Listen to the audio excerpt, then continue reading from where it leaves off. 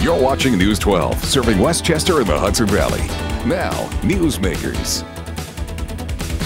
Today on Newsmakers, the new plan to replace the Tappan Zee Bridge. The project is definitely picking up steam, but some major questions still haven't been answered. Hello and welcome to the latest edition of News 12's Newsmakers, everyone. I'm Brian Coneybear. This week, the public finally got its chance to speak out on the revised plan to build a new Tappan Zee. We're going to talk about that plan, how to pay for it, whether mass transit should be involved, and a whole lot more. Our guests today are two state lawmakers who happen to live on opposite sides of the Tappan Zee and the Hudson River. First, we welcome State Senator David Carlucci. Mr. Carlucci is a Democrat from Clarkstown. He is currently serving his first term up in Albany, representing Rockland County and much of southern Orange County. Welcome to you, sir. Thanks for having me. We also welcome State Senator Greg Ball. Mr. Ball is a Republican from Patterson. He is also in his first term in the state Senate, though he was an assemblyman before that. He represents Putnam County along with much of northern Westchester and part of Dutchess. Thank you for being here, sir. Good to be here. There's a lot to talk about, but we're going to start with the Tappan Zee Bridge because that has been a big story all week. This week, hundreds of people turned out to talk at the first two public hearings on the project. They want to know more about how the replacement for the TZ will affect their commute, their property values, the views of the river, and a whole lot more. News 12's Tim Cassidy filed this report Thursday night from Tarrytown. We thank you again for taking the time for attending tonight. A packed house at the Marriott in Tarrytown as dozens tried to learn more about plans for a new Tappan Zee Bridge. It was revealed that the new bridge will be built to carry mass transit in the future, like designated bus lanes or a train, but billions of dollars in construction would also need to be done in both Rockland and Westchester counties before any mass transit component could begin to roll. The new bridge will accommodate not only highway transit, but in the future it will also accommodate mass transit when mass transit is ready on either side of the river to go forward. We want jobs! Construction workers also rallied, knowing that tens of thousands of jobs can be created by building the new span. Last year, the Obama administration put the new TZB on the fast track. It's an opportunity to gain federal funding for the $5.2 billion bridge. Leaders in Albany say the construction team should be picked by this summer. Meanwhile, commuters say it's about time. Well, I definitely think it needs to be replaced. While Jean Schneider of Tarrytown says she'd really like to see the old bridge kept as a greenway for pedestrians, an idea that is still being tossed around. They're going in the right direction. Even Governor Cuomo said he's sort of interested. It should be considered. Because once it's down, it's down. For years, the discussion about a new Tappan Zee Bridge was just talk. Now, plans are moving forward. A new span expected to be in place by 2017. It is certainly an exciting concept, a new Tappan Zee Bridge. Gentlemen, I want to start with both of you. Mr. Carlucci, you represent folks in Rockland who have to come over that bridge kind of the tough way. Usually it's a little better going the other way, except in the evenings. What do you make of the revised plans and this very kind of fast-track schedule right now? Could they break ground this summer, do you think? Well, Brian, it's extremely exciting. I mean, the whole time, the past few decades, we've been talking about we have to build a new bridge. And now, under the leadership of Governor Cuomo, he's really taken the bull by the horns and said, look, we've got to fast track it. And the bottom line is we need a new bridge. Every year we delay, we're going to spend about $150 million just to keep the Tappan Zee Bridge in place. So we've got to move forward with it. I've been an avid supporter of mass transit on the Tappan Zee Bridge. I think the idea that we should go forward is start construction on the bridge, break ground by the end of this year, move forward, make it mass transit ready, and when we have the funding available, we can add the mass transit to it. Although the biggest problem and the biggest piece to this puzzle still to be fit is the complete financing of this bridge. And that's where all options have to be on the table, public-private financing, partnerships that we can put together. We need to lobby our federal government strongly because this bridge, of course, it impacts Rockland County, it impacts Westchester County, the whole region, but really the whole nation. It links the New England states with the Mid-Atlantic and is a vital piece of infrastructure for this whole nation. So we need the federal government to be partners with us in making sure we have a bridge we can be proud of for generations to come. The federal government has apparently agreed to give $2.2 billion in loans toward the project. Senator Ball, what's your take on A, replacement, B, how do you pay for it, and C, the mass transit component? You know, I think the first thing we have to do is make sure that as state legislators we work together to hold the federal government accountable to make this a priority. This is exactly the type of project that both the federal and state governments should be partnering with to create jobs. It's all about jobs, especially in the short term of what will be a multi-span, multi-year project. The men that you saw there, the men and women that you saw there in that clip, they probably have 30 to 40% unemployment amongst the building trades. And as we move forward with this project, we have to find innovative funding mechanisms. In other states and even in other countries, they use public-private partnerships to do projects of this size. I'm excited by the governor's willingness to look at that, but we also have to make sure when those dollars come that it's local folks who are being employed on this project, not out-of-state contractors or worse. So I have concerns moving forward as far as to make sure that those are indeed local jobs and that we're really focused like a laser on that. From a financing perspective, where there's a will, there's a way. It looks like we're going to have the federal cooperation, but above and beyond loans, we need real dollars coming from the $2.2 billion has to be paid back. What's your take on the mass transit component? Some folks say if you don't do it now, it will never happen. And apparently that is what did happen with the George Washington Bridge. The lower level was supposed to be some type of train service years and years ago, but there's no train on the George Washington Bridge. Yeah, I would underscore the point, say it has to get done. Has to focus on mass transit, and if we don't do it now, it's never going to happen. People realize that. So that will continue to be my focus, and I think it's going in that direction. The state obviously has its own fiscal challenges right now. There isn't that giant endless pot of money anymore.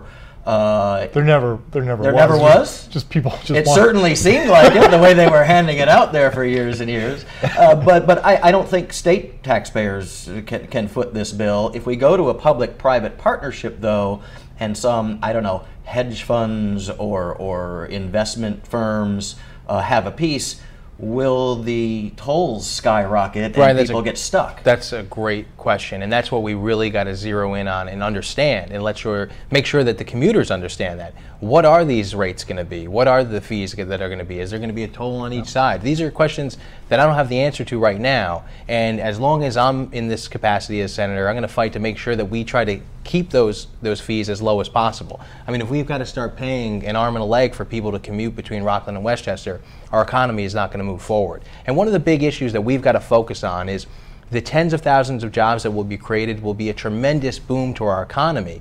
But also, we've got to think about what will happen after the construction is done, and what will our communities look like, and how can they benefit from economic development. South Nyack is a perfect example. In 1955, when the bridge was completed, they had taken their industrial base away. They used to have a business district. That was taken away. Those tax rates were taken away.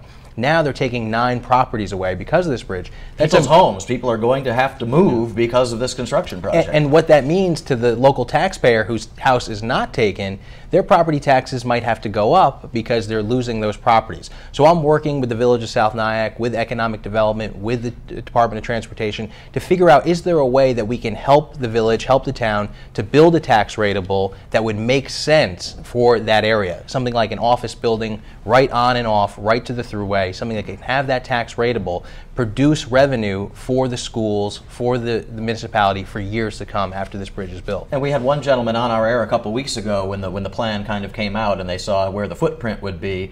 He said, they're not taking my house, but I'm going to live right next to a ramp, and no one will ever buy my house. It'll ruin my property values. Do you have concerns about that? Obviously, your district is a little further removed. Well, I have concerns with redistricting. You never know. I think I'm getting parts of Texas and Connecticut. But, we're going to talk about redistricting in the second half, because that is a strange one, too. But I also am... You know, I kind of have, if you look to the north, and when we're talking about the Greenway and the possibility of some innovative uses of the old bridge, the walkway across the Hudson has become one of the top tourist destinations in the span of a year. I think Niagara Falls is number one, and then this walkway has overtaken. There could be some real innovations to make that a magnet statewide and draw in a lot of economic activity, people coming from other countries, other states, of course other regions, dropping their sales tax dollars here and leaving. So are there concerns? Absolutely. Any good deed you do, I've learned in my short time in public office, any good thing you do, there are going to be problems, but this is a win-win as long as we make sure that we tweak it on a number of fronts. We're seeing video right now of the High Line in New York City, which was the old train tracks, but they also did do that on the bridge over the Hudson. What's your take? Do we save the old bridge because it will cost millions of dollars to tear it down? Right. I mean, part of the argument is we know it's going to cost millions of dollars to keep it up. I think Senator Ball is right when we talk about if we are going to do that, it's got to be a private partnership. The taxpayers shouldn't be on the hook for that. Maintaining a 3-mile long structure for years, decades to come, what does that really mean? And if a private company wants to come in and fund this and make revenue off it, I'm all ears. But the taxpayers can't be on the hook for that.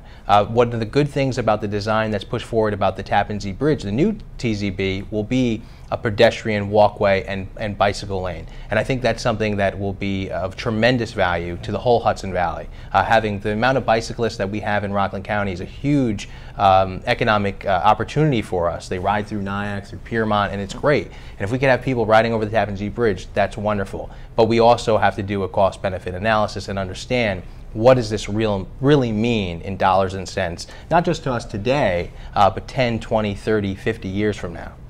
I think the estimate was $150 million to tear the old bridge down. Yeah. So if you take that money and set it aside somehow, not that we have it right now, I think that's what they're arguing.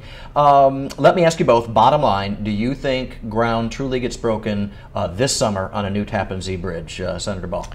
I have to go first. That's okay. You know what? I am impressed. I've been impressed with this governor on a number of fronts, and I think working together that I'm not going to commit to a date, but I tell you what, this project's moving a lot faster than it would have done in any other administration, and it's good to see. After a decade of talk, there appears to be some traction being gained. What do you think? Do we break ground this year? I think we can, and I'm optimistic that we will. The governor has been really strong on this, and we're supporting him to try to move forward as quickly as possible. So I really think there's a great possibility that we can.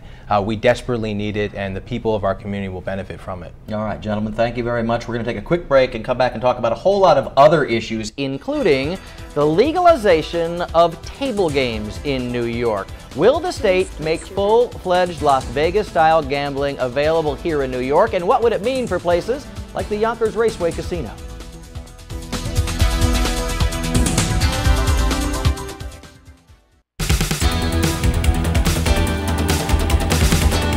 Welcome back to the second half of News 12's Newsmakers, everyone. I'm Brian Coneybear. Today we're talking with two local state senators about some of the big issues facing the state of New York, Democrat David Carlucci and Republican Greg Ball. Right now we're going to shift to casino gaming.